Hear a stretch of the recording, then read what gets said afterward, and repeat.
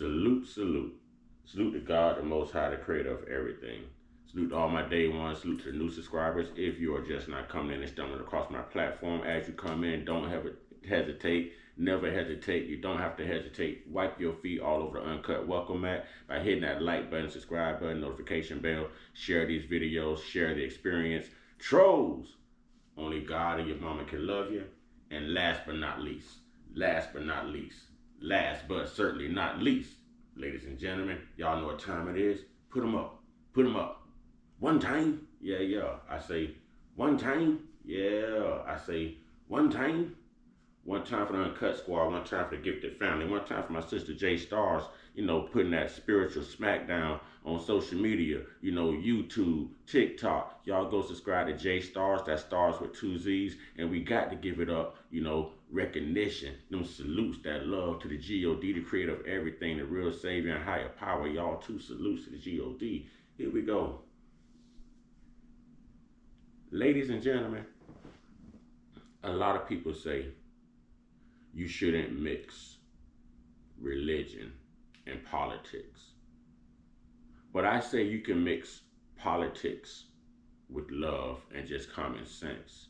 And the reason I'm addressing this right now is, yes, we are at what you can call a crisis in this country with immigration.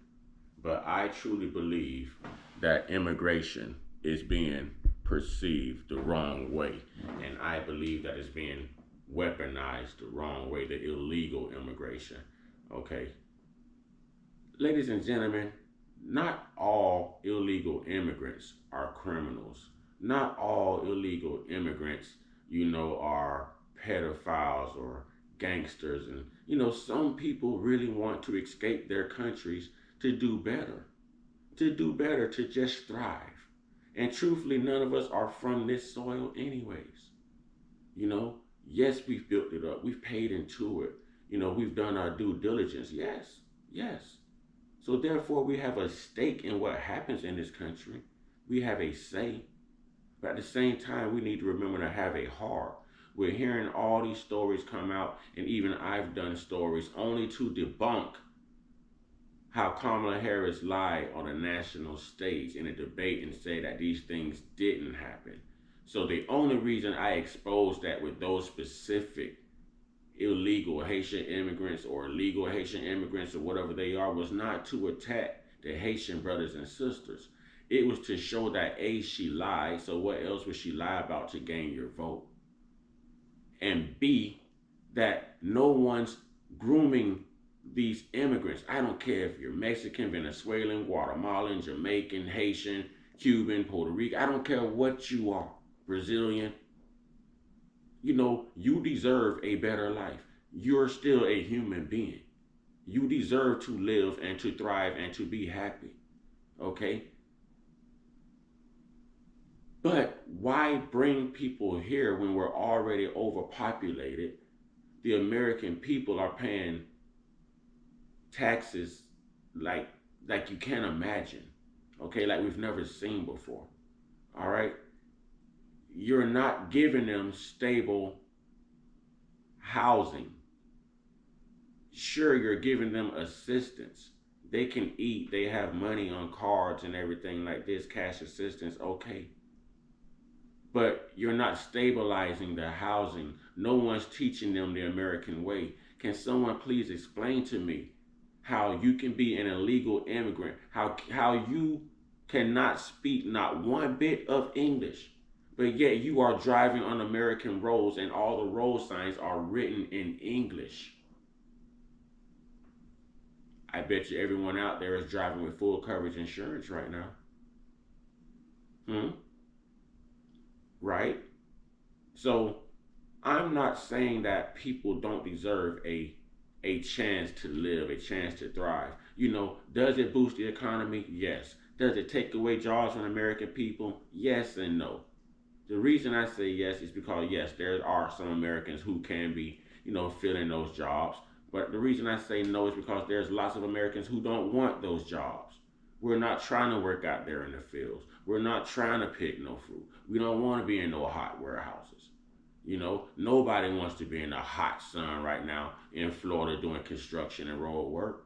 So praises to those immigrants and salute to those immigrants and love to those immigrants who come over here and take those jobs and still make a way to feed their families. That is the American way. Let's admit it. To work hard and provide, that is the American way. But a lot of these problems need to be addressed. Okay, you bring illegal immigrants over here, but no one's teaching them to speak English. So how are we going to do business with them? How are we going to communicate? They walk up to a normal American and just start speaking whatever native tongue it is because that's all they know. And then they get upset with us Americans because we can't understand anything that they're saying. Or they'll just pretend to not hear you. But I really want to know how they are getting driver's license. I want to know how you can't speak English, read English, but you are driving on American highways and interstates and country roads where there are American signs written. There's traffic signs written in English, but you can't read. How are you driving? How did you get a license? No one's teaching them the American way, and that's my problem with illegal immigration. Yes, we are overpopulated. Everyone raised sand when I put that story out there just to debunk Kamala Harris to prove that it did happen in Springfield, Ohio. But it's not all Haitian brothers and sisters. Like it's not all Venezuelans. Just like, they say we're violent people, but it's not all black people. They say we have a low IQ, but it's not all black people. Some people even go as far as saying, white Americans are racist, but it's not all white Americans because black people can be racist. Everyone can be racist, man. So this is what I'm saying. No one's trying to stereotype anyone. We all just need to work a little better and a little harder to come together, to make it work. Now, it adds an influx, okay?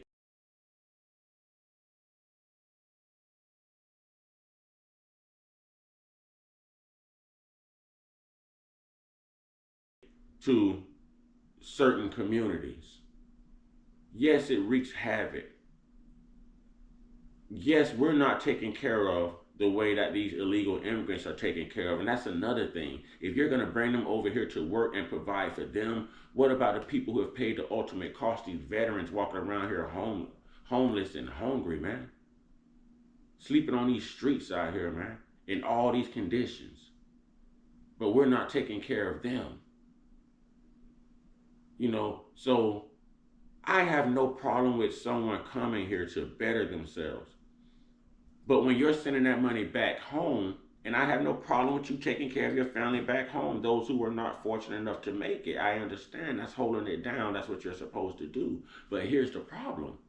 When America brings these people over here to work, and they're not being taxed because they have work permits, all right, and they're sending this money back home, tell me how is that helping the American economy? Sure, you go buy clothes, you go buy food, you go buy all of this, sure, okay.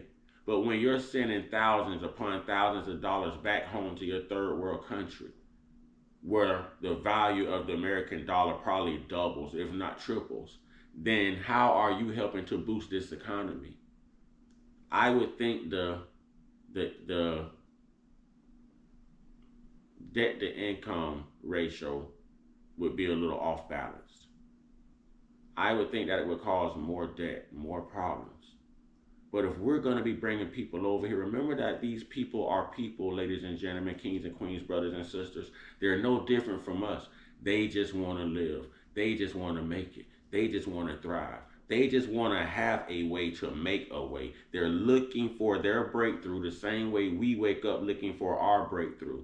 Some are good, some are bad. Nobody raises much heck about those Venezuelans that was attacking black people in Aurora, Colorado, but everyone got mad about the story about the few little Haitians, the Haitian illegal immigrants who were basically said and alleged to be attacking people's cats in Springfield, Ohio. We proved that that took place. I even had people say, "Oh, that's not Springfield, Ohio." Oh, I'm sorry, that is Springfield, Ohio. I'm sorry that you know, I'm sorry that you just don't see things for what it is. No one's attacking anyone. My problem and my position is there is a language barrier. How are we going to communicate? Whose fault is it? Whose problem is it to solve? And what do we do out here in the workforce when we encounter this barrier? How are they driving and they can't speak, read, or write English, but every road sign is written in English? You know, we have to groom them. We have to teach them. When we are born by the age of 5, we are in school learning. We are learning the culture. We are learning the history. We are learning how to operate in society. About time you're 18 years old and you graduate, you've pretty much learned how to operate in society. They fine tuned you just the way you needed to be in order to survive. No one's doing this to these illegal immigrants. Now, unless they're here and they have children that go to school that's teaching them English, you know they belong here. Most immigrants can speak English. Most illegal immigrants, the only word they know is no.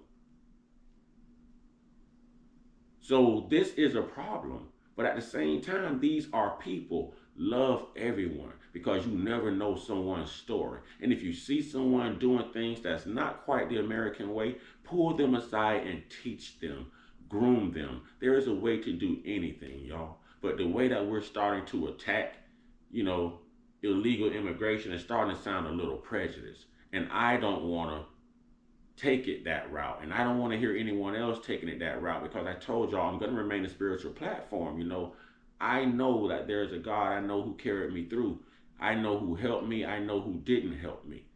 Okay. So I'm a very like non-biased person, but I'm starting to get lots of biased opinions, you know, throughout social media and everyday life on immigration. These are people. They should be treated with the respect of people.